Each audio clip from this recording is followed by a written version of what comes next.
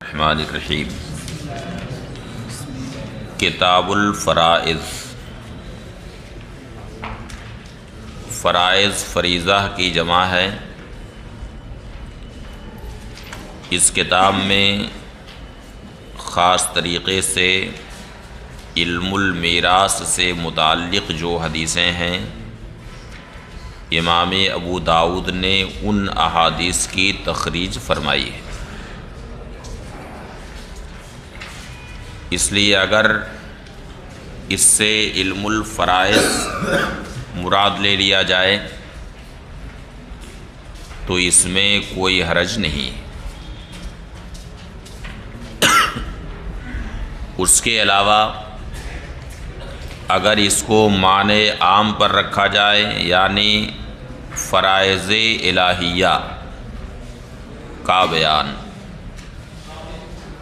تو اس کے عموم میں جہاں دیگر احکام شامل ہوں گے وہیں خاص طور سے علم الفرائض بھی شامل ہوگا۔ علم الفرائض جسے علم المیراث کہتے ہیں، وہ بہت ہی اہم فن ہے۔ ایک حدیث شریف میں آیا کہ تعلم الفرائض وعلموها الناس فإنه نصف العلم، یعنی علم الفرائض سیکھو اور لوگوں کو بھی سکھاؤ، کیونکہ یہ نصف علم ہے۔ ظاہر ہے کہ یہ علم وہ ہے جو موت سے متعلق ہے، اس کے میت کے ترکہ اور اس کی میراث سے متعلق ہے، جبکہ اور علوم جو ہیں وہ حیات سے متعلق۔ اس لیے بھی اسے نصف علم کہا گیا۔ باب ما جاء فی تعلیم الفرائض۔ حدثنا احمد بن عمرو بن السرح قال اخبرنا ابن وهب حدثني عبد الرحمن بن زیاد عن عبد الرحمن بن رافع التنوخی عن عبد الله بن عمرو بن العاص رضی اللہ تعالی عنہما ان رسول اللہ صلی اللہ علیہ وسلم قال العلم ثلاثہ وما سوا ذالک فہو فضل۔ حضرت عبداللہ ابن عمرو بن العاص رضی اللہ تعالی عنہما سے روایت ہے کہ رسول اللہ صلی اللہ علیہ وسلم نے ارشاد فرمایا کہ علم تین ہے، یعنی علم دین، علم شریعت تین ہے، یعنی اصل علم دین تین ہے۔ اور یہ بھی معنی ہو سکتا ہے کہ علم نافع وہ دراصل تین ہے،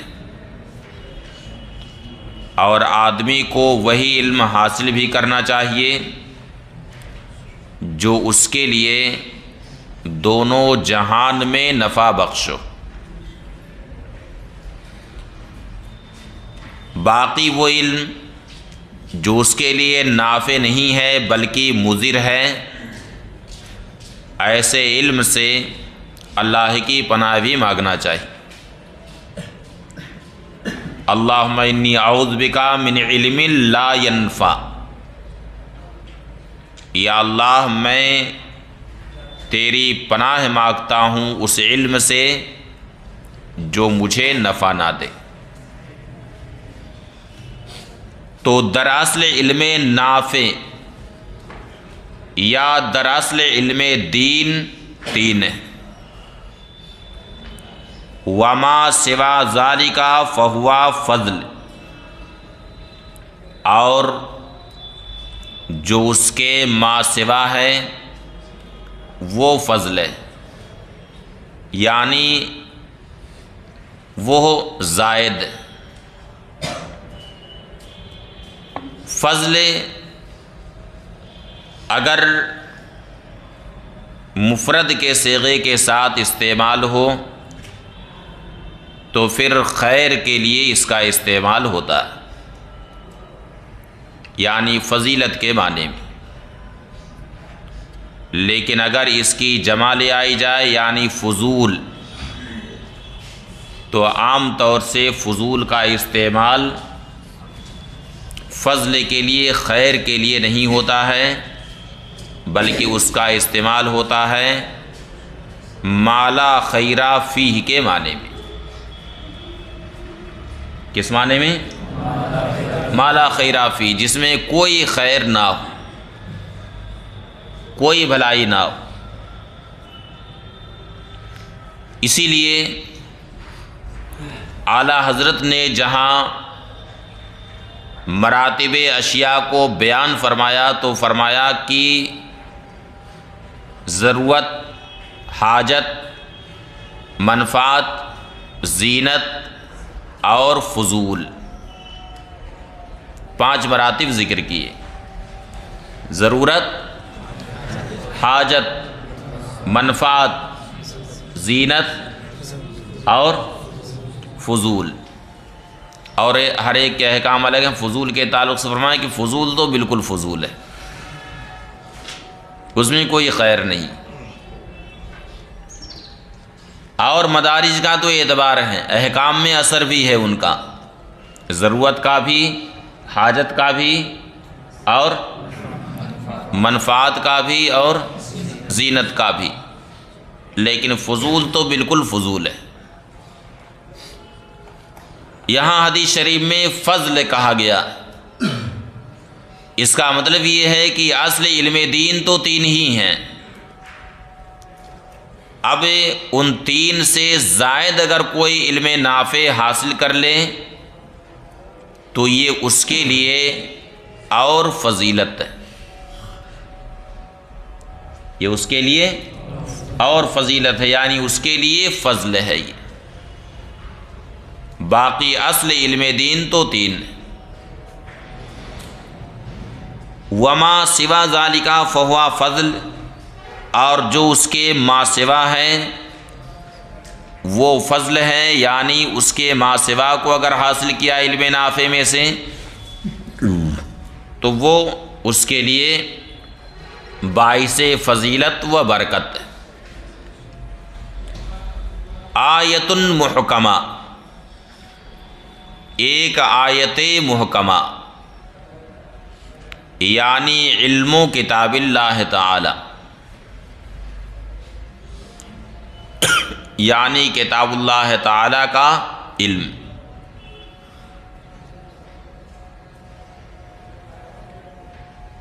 اور دوسری چیز کیا ہے، یعنی دوسرا علم کیا ہے؟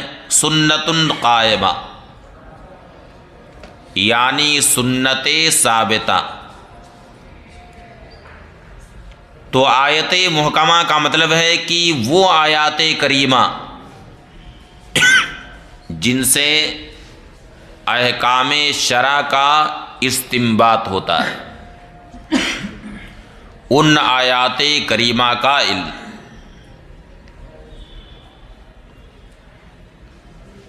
اور وہ آیتیں کتنی ہیں؟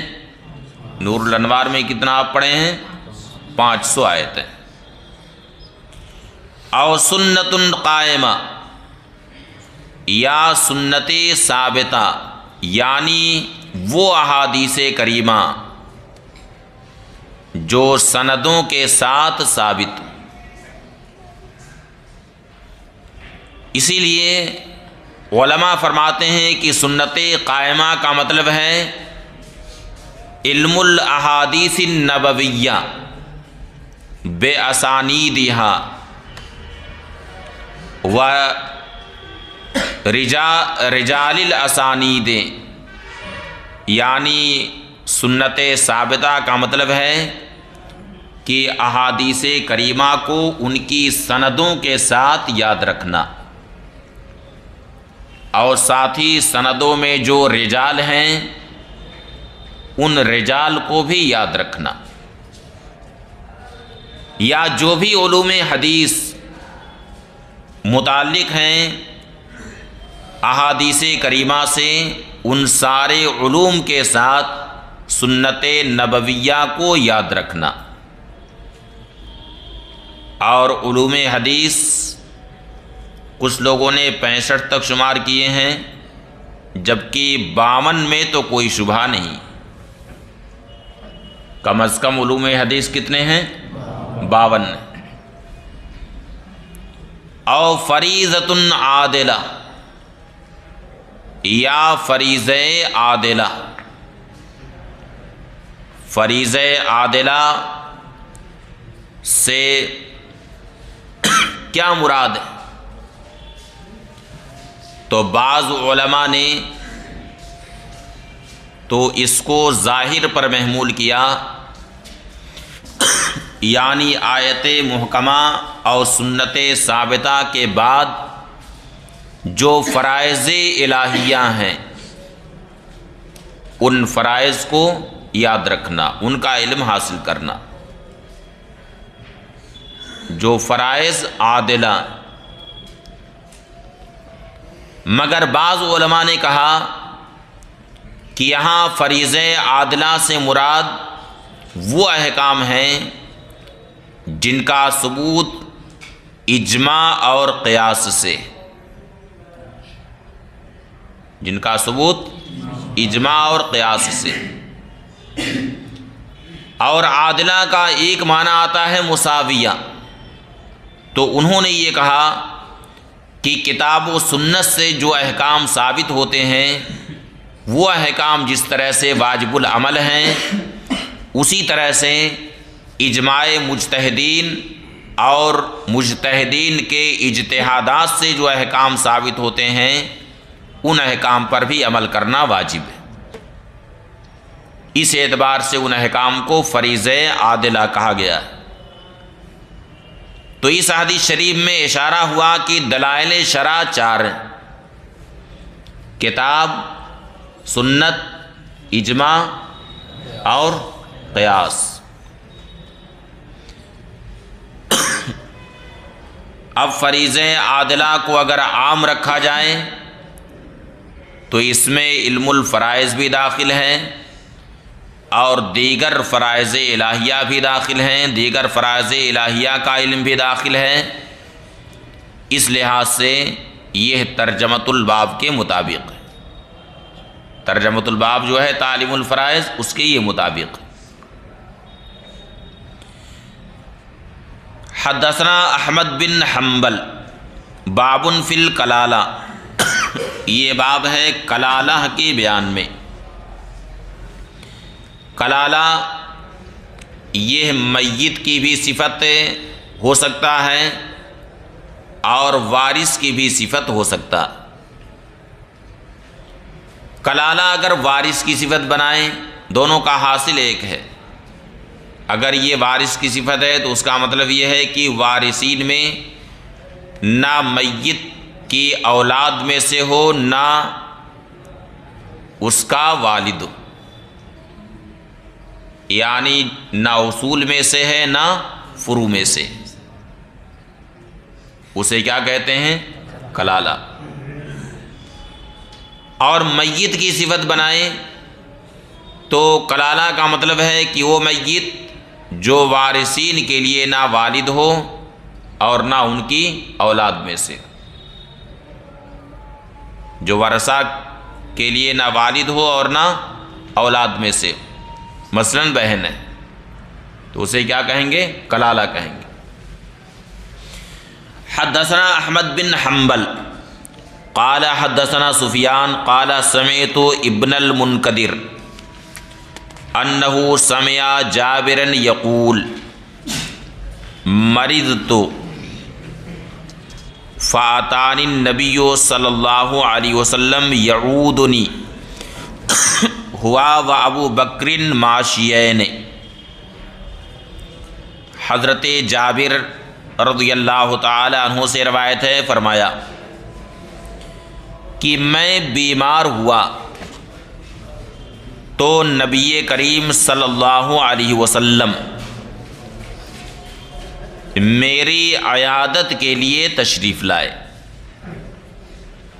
اور حضرت ابوبکر صدیق رضی اللہ تعالی عنہ بھی حضور کے ساتھ میں عیادت کے لیے تشریف لائے،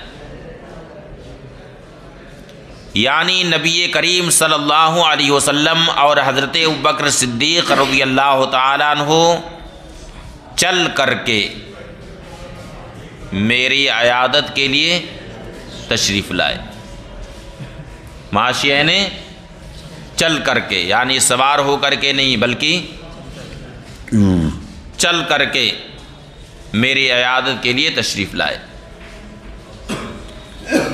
وقد اغمی علیہ، جبکہ میرے اوپر بے ہوشی طاری تھی۔ فلم اکلمہ، اس لیے میں حضور سے عرض حال نہ کر سکا۔ مجھ پر بے ہوشی طاری تھی، اس لیے میں حضور سے عرض حال نہ کر سکا۔ سمجھ میں آیا کیا ترجمہ کرنا ہے؟ فتوضأ، تو نبی کریم صلی اللہ علیہ وسلم نے وضو فرمایا، وصبہ علیہ، اور حضور نے وضو کا پانی میرے جسم پر ڈالا۔ یہ بھی ہو سکتا ہے کہ غسال اقدس کو حضور نے حضرت جابر کے جسم پر ڈالا ہو، اور یہ بھی ہو سکتا ہے کہ وضو فرمانے کے بعد جو پانی بچا اسے حضرت جابر کے جسم پر ڈالا ہو، لیکن ظاہر یہ ہے کہ غسال اقدس حضور نے حضرت جابر کے جسم پر ڈالا۔ فَأُفِقْتُ، تو مجھے افاقہ ہوا، یعنی مجھے ہوش آیا۔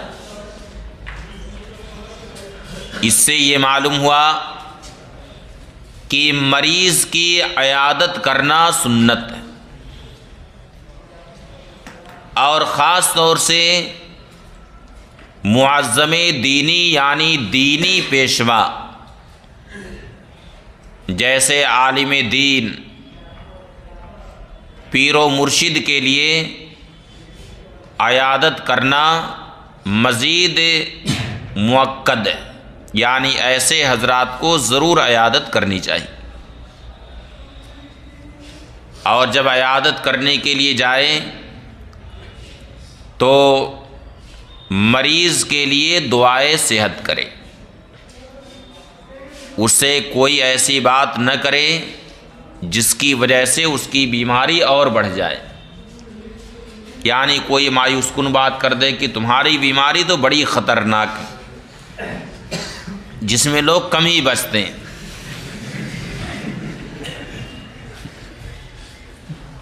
کہ یہ سب سن کر کے مریض تو اور گھبرا جائے گا، بلکہ اس کے لیے خوشکن بات کرے، دعائے شفا کرے، اور اطمینان دلائے کہ اللہ کی رحمت پر بھروسہ رکھو، وہی شافی مطلق ہے، وہ تمہیں شفا دے گا۔ اور خاص طریقے سے یہ دعا کر دے کہ اسأل اللہ العظیم رب العرش العظیم ان یشفیک، عیادت کے وقت یہ دعا کر دے، یہ پڑھ کر کے دم کر دے اس کے اوپر کہ حدیث شریف میں آیا کہ اگر اس بیماری میں اس کی موت نہیں لکھی ہے تو مریض ضرور شفا پائے گا اس دعا کی برکت سے۔ تو یہ دعا کر دے، اور مریض کے پاس بیٹھ کر کے اس کے وہاں سے کچھ نہ کھائے، نہ اس کی کوئی چیز کھائے، نہ کوئی ایسی خواہش رکھے دل میں کہ عیادت کرنے والے کے لیے مریض کے پاس کھانا یہ منع ہے۔ من عاد منکم مریضا فلا یاکل عنده شیئا، جو تم میں مریض کی عیادت کرے تو مریض کے پاس کچھ نہ کھائے، دعائے شفا کر دے اس کے لیے، اور کوئی ایسی بات نہ کرے کہ جس سے مریض اور گھبرا اٹھے۔ فقلت یا رسول اللہ، میں نے عرض کیا یا رسول اللہ کیف اصنع فی مالی ولی اخوات، یا رسول اللہ میں اپنے مال کے بارے میں کیا کروں جبکہ میرے پاس کئی ایک بہنیں۔ قال، فرماتے ہیں فنزلت آیت الموارث، تو آیت میراث نازل ہوئی، یستفتونک قل اللہ یفتیکم فی الکلالہ، یہ آیت کریمہ نازل ہوئی۔ باب من کانا لیس لہ ولد ولہ اخوات، یہ باب ہے اس کے بیان میں جس کے پاس اولاد نہیں پر اس کی بہنیں۔ حدثنا عثمان بن ابی شیبہ قال حدثنا کثیر بن ہشام حدثنا ہشام یعنی الدستوائی عن ابی الزبیر عن جابر رضی اللہ تعالی عنہ قال اشتکیت وعندی 7 اخوات فدخل علی رسول اللہ صلی اللہ علیہ وسلم فنفخ فی وجہی۔ ہشام دستوائی ابو الزبیر سے روایت کرتے ہیں، انہوں نے حضرت جابر رضی اللہ تعالی عنہ سے روایت کی، فرمایا کہ میں بیمار ہوا اس حال میں کہ میرے پاس 7 بہنیں تھیں، والد تو شہید ہو گئے تھے غزوہ احد میں، اب ان کے ذمہ 7 بہنوں کی کفالت تھی، اور انہیں 7 بہنوں کی کفالت کی وجہ سے حضرت جابر نے باقرہ سے شادی نہیں فرمائی بلکہ سیمہ سے شادی فرمائی۔ فرماتے کہ میرے پاس چھوٹی چھوٹی بہنیں ہیں تو میں باقرہ سے کروں، جس کو ابھی کوئی تجربہ نہیں ہے کفالت اور تربیت کے تعلق سے، تو میری چھوٹی چھوٹی بہنوں کے بالوں میں کنگھی کا کیسے وہ کرے گی جب اسے کوئی تجربہ نہیں، اس لیے خاص اپنی بہنوں کی تربیت کے لیے انہوں نے باقرہ سے شادی نہیں فرمائی تھی بلکہ سیبہ سے شادی فرمائی تھی۔ فدخل علی رسول اللہ صلی اللہ علیہ وسلم، تو نبی کریم صلی اللہ علیہ وسلم میرے وہاں عیادت کے لیے تشریف لائے۔ فنفخ فی وجہی، تو حضور نے میرے چہرے پر دم فرمایا۔ اس سے پہلے یہ ہے کہ توضا فتوضا وصبہ علیہ، حضور نے میرے جسم پر وضو کا پانی ڈالا، تو دونوں میں کوئی تعارض نہیں ہے، دونوں ایک ساتھ جمع ہو سکتے ہیں، یعنی حضور اقدس صلی اللہ علیہ وسلم نے وضو کا پانی بھی ڈالا اور ساتھ ہی چہرے پر دم بھی فرمایا۔ اس لیے معلوم ہوا کہ جب کوئی عالم دین عیادت کرنے کے لیے جائیں تو بہتر یہ ہے کہ وضو کر کے جو وضو کا پانی بچے، وہ چونکہ اب مائع متبرک ہو گیا، بابرکت پانی ہو گیا، اسی لیے اسے کھڑے ہو کر پینے کا حکم ہے، تو اس پانی کا چھینٹا مریض کے جسم پر ڈال دے اور ساتھ ہی ساتھ وہ دعا بھی پڑھ کے دم کر دے۔ کون سی دعا؟ اسأل اللہ العظیم رب العرش العظیم ان یشفیک۔ فوفقتم، تو مجھے افاقہ ہوا، ہوش آیا۔ فقلت یا رسول اللہ، میں نے عرض کیا یا رسول اللہ الا اوصی لاخواتی بالثلث، کیا میں اپنی بہنوں کے لیے ثلث کی وصیت نہ کر دوں؟ قال، ارشاد فرمایا احسن، احسان کرو۔ قلت الشطر، میں نے عرض کیا الشطر یعنی پھر شطر یعنی نصف مال کی وصیت کر دوں اپنی بہنوں کے لیے؟ قال احسن، ارشاد فرمایا احسان کرو۔ ثم خرج وترکنی، پھر نبی کریم صلی اللہ علیہ وسلم میرے پاس سے تشریف لے گئے۔ فقال، اور ارشاد فرمایا، یا جابر لا اراکا میتا من وجعک ھذا، اے جابر میں نہیں سمجھتا کہ تمہاری اس بیماری میں تمہاری موت ہوگی، اس بیماری میں تمہیں موت نہیں آئے گی۔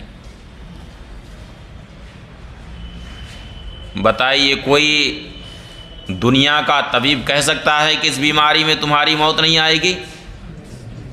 ہاں، دنیا کا کوئی ماہر سے ماہر ڈاکٹر یہ کہہ سکتا ہے مریض سے کہ اس بیماری میں تمہیں موت نہیں آئے گی؟ صحت مند آدمی کی تو زندگی کا ٹھکانہ نہیں کہ کب اسے موت آ جائے، اب مریض کے بارے میں کوئی اس طرح کی پیش گوئی کوئی دنیا کا ڈاکٹر کر سکتا ہے؟ یہی فرق ہے نبی میں اور غیر نبی میں کہ نگاہ نبوت ان کی پوری حیات کو دیکھ رہی تھی کہ حضرت جابر کی حیات کتنی لمبی ہے، اسی لیے پورے جزم و یقین کے ساتھ نبی کریم صلی اللہ علیہ وسلم نے فرمایا کہ اے جابر اس بیماری میں تمہاری موت نہیں ہوگی۔ سمجھ گئے؟ اس بیماری میں تمہاری موت نہیں ہوگی۔ وَإِنَّ اللَّهَ قَدْ أَنزَلَ، اور اللہ تعالی نے حکم نازل فرما دیا، فَبَيَّنَ الَّذِي لِأَخْوَاتِكَ، اور جو تمہاری بہنوں کا حصہ ہے اللہ تعالی نے اسے بیان فرما دیا، فَجَعَلَ لَهُنَّ الثُّلُثَيْنِ، تو اللہ تعالی نے تمہاری بہنوں کا حصہ 2 ثلث مقرر فرمایا۔ قال،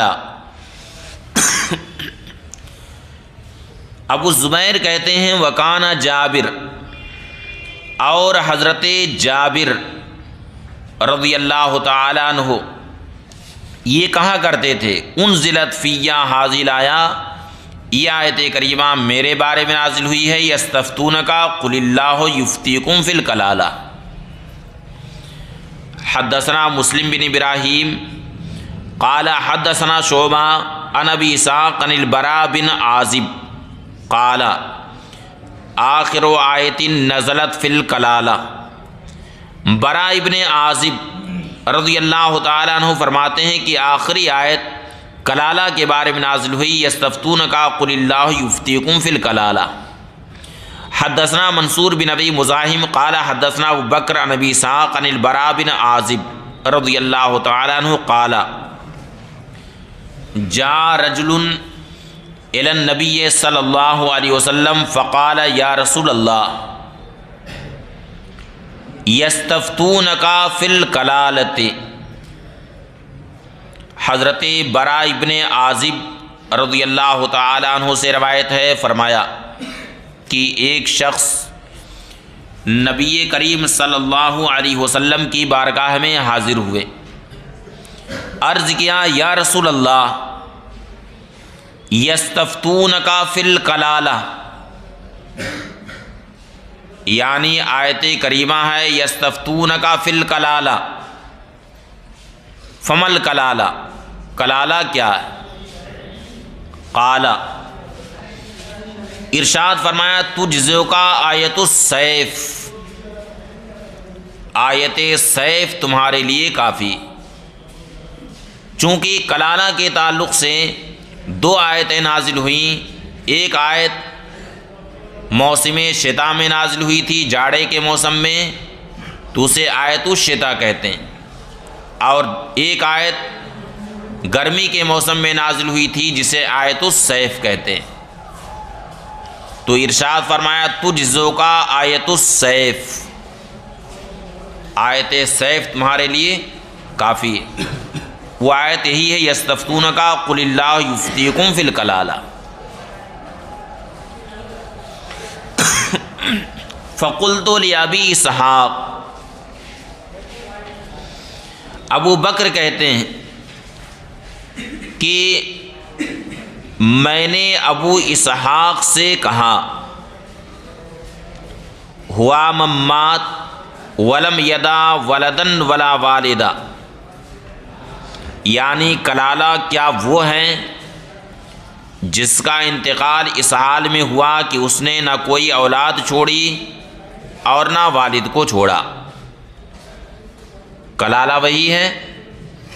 قال، ابو اسحاق سبی نے کہا کذالک ظنوا انہ کذالک،